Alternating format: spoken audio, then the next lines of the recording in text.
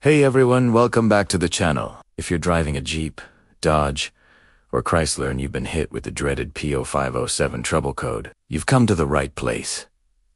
So, what exactly is P0507? It stands for Idle Control System RPM higher than expected. In plain English, your car's engine is idling faster than it should be. It might sound like it's revving on its own, even when your foot is completely off the gas pedal. This can be annoying, waste fuel, and sometimes even make braking feel a little different. Don't worry, we're going to walk through what causes it and how you can fix it. First things first, let's understand why this happens. Your car's computer, the Powertrain Control Module or PCM, expects the engine to idle at a specific, pre-programmed speed. When it's resting at a stoplight, it should be calm and steady. But if the actual idle speed is, say, 200 RPM or more above that target for a certain amount of time, the PCM gets confused. It thinks, hey, something's not right here, and it triggers the P0507 code, lighting up your check engine light. The heart of this system is usually the throttle body and the idle air control, or IAC, valve. Their job is to manage the air going into the engine when you're not pressing the gas. So, what are the most common culprits behind a high idle? The number one suspect is, almost always, a vacuum leak. Think of your engine's intake system as a sealed network of hoses and tubes. If there's a crack, a split, or a loose connection anywhere in that system, extra, unmetered air gets sucked into the engine. This extra air is what makes the engine race, causing the high idle. These leaks can be tricky to find.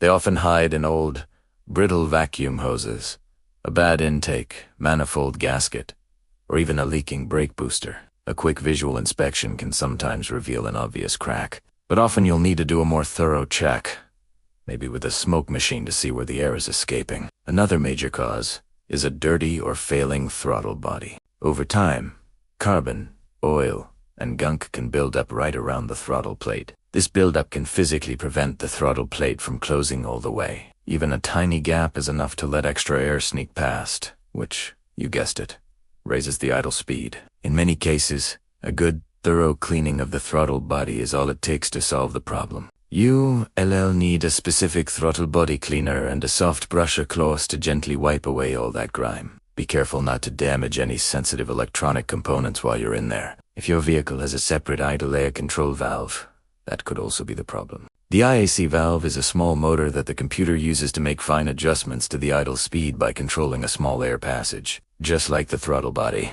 this little valve can get gummed up with carbon and stop moving freely. It might get stuck in a partially open position, constantly letting too much air into the engine. Sometimes you can remove the IAC valve and clean it, but if it's an electronic failure, you'll likely need to replace it entirely. So, let's talk about the fix. Your first step is a thorough visual inspection. Pop the hood and look for any disconnected, cracked, or mushy-looking vacuum hoses around the engine's intake manifold. Listen closely for any hissing sounds while the engine is running. That's a dead giveaway for a vacuum leak. If you don't see anything obvious, the next logical step is to clean the throttle body. It's a relatively easy and inexpensive job that solves this problem a surprising amount of the time. Make sure you disconnect the battery first and follow a good guide if you've never done it before. After cleaning the throttle body, you'll often need to perform an idle relearn procedure. This basically resets the computer's learned values and allows it to adapt to the now clean throttle body. The procedure can vary by vehicle model, but it usually involves a specific sequence of turning the key, starting the engine, and letting it idle for a set amount of time. You can usually find the exact steps for your car online or in a service manual. If cleaning and resetting don't work, and you still suspect a vacuum leak you can't find,